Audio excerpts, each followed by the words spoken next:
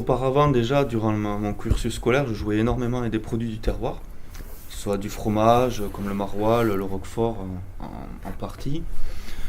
Et puis également que je liais avec des minéraux locaux, comme le maroilles que j'associais en fait avec la tomate, là où en fait le fromage maroilles était affiné. C'était la même forme, même couleur, même aspect en fait, même taille. Je faisais des sortes de corrélations, d'assemblages comme ça, de choses. Et énormément de travaux en fait étaient articulés autour de cette idée de terroir, de petit territoire d'artistes que je nomme en fait terroir, quoi. Comme un terroir d'artistes, comme Courbet qui était très très lié à un territoire qui était ornat en fait, ou Cézanne, à la Sainte-Victoire, etc. Donc je m'étais dit, il y a des artistes qui étaient liés comme ça, un terroir agricole, enfin voilà, où il y a une économie, une agriculture, enfin voilà, très ancrée. Et du coup, il y a également un artiste qui est posé là, et qui a vécu là, qui est intimement lié, et sa pratique aussi. Et je m'étais dit, Lectoure, en fait, avec son melon, voilà, ça a créé un univers chez moi. Sorti des Beaux-Arts, j'ai eu l'occasion d'avoir un atelier ici, à la campagne, chez moi, donc voilà. Et je m'étais dit, voilà, avec toutes mes références aussi surréalistes, parce que j'ai également étudié à la frontière belge, mais également dans le nord de l'Angleterre avec un surréalisme anglais, l'humour anglais, etc. Je m'étais vraiment dit pourquoi pas développer un truc autour de Lectoure et complètement fantastique, surréaliste. D'où la banane de Lectoure. Je jouais en fait avec mon atelier qui est à l'ancien hôpital et en face des thermes. Et en fait je m'étais dit où vont ces déchets des thermes. Et il y a une légende urbaine qui dit en fait que l'Islande est le plus gros producteur de bananes en Europe. Et voilà, est né en fait comme ça, de fil en aiguille, de petites références, de petites bêtises assemblées. C'est clair. Voilà.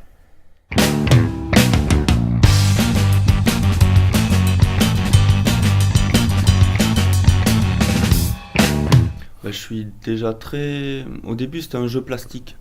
Et aussi parce que je suis issu du monde rural. Et j'aimais bien un peu taquiner le prof, pareil, vraiment dit méchant comme ça et de manière très directe. J'aimais bien taquiner mon prof parisien en quelque sorte. Et du coup je me dis quel est le sujet le plus punk, quoi. Tu vois, j'étais dans le nord avec déjà tous mes camarades avaient l'accent ch'ti prononcé au picard. Ouais. Et moi j'avais un accent mais pareil de bouseux mais du sud-ouest, quoi. Et alors voilà, j'aimais bien taquiner comme ça, eux également avec leur accent picard. Et du coup, je me suis dit, ouais, quel est le sujet le plus drôle, le plus critique pour eux. Et c'était l'agriculture, d'après moi. Et voilà, après, j'ai développé à fond cette démarche. Tout mon travail, ensuite, s'est développé autour de l'agriculture, même mon mémoire de fin d'études, enfin voilà. Parce que j'ai une obsession, c'est...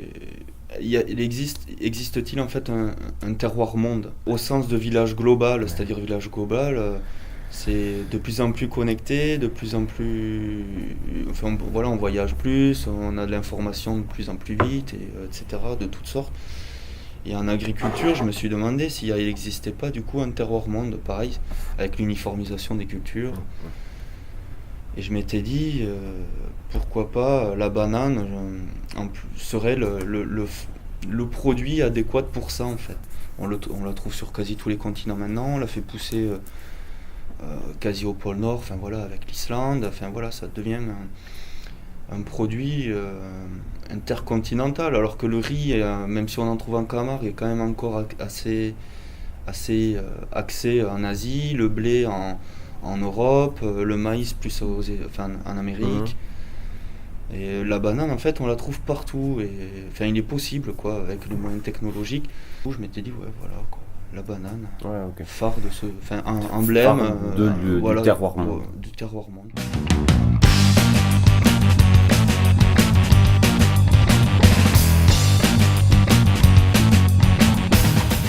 La banane en France, c'est forcément la Martinique, la Guadeloupe, etc. Donc voilà, c'est l'archipel des Caraïbes.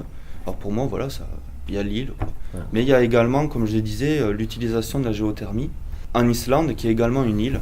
C'était vraiment l'idée d'île comme ça. Et puis quand Lectoure est assez perché, moi en venant de Florence, tous les matins quand je venais au Maréchal, c'est vrai qu'on le voyait comme ça, en haut, dessus du brouillard, etc. Enfin voilà, ça avait nourri. Enfin, je retrouve mon âme d'enfance limite en revenant ici. Enfin voilà, même toutes mes références.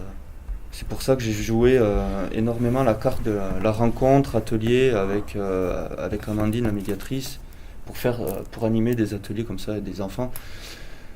Parce que moi j'aurais souhaité à une époque aussi avoir accès à l'art plus facilement en fait. En milieu comme ça, milieu rural, en campagne.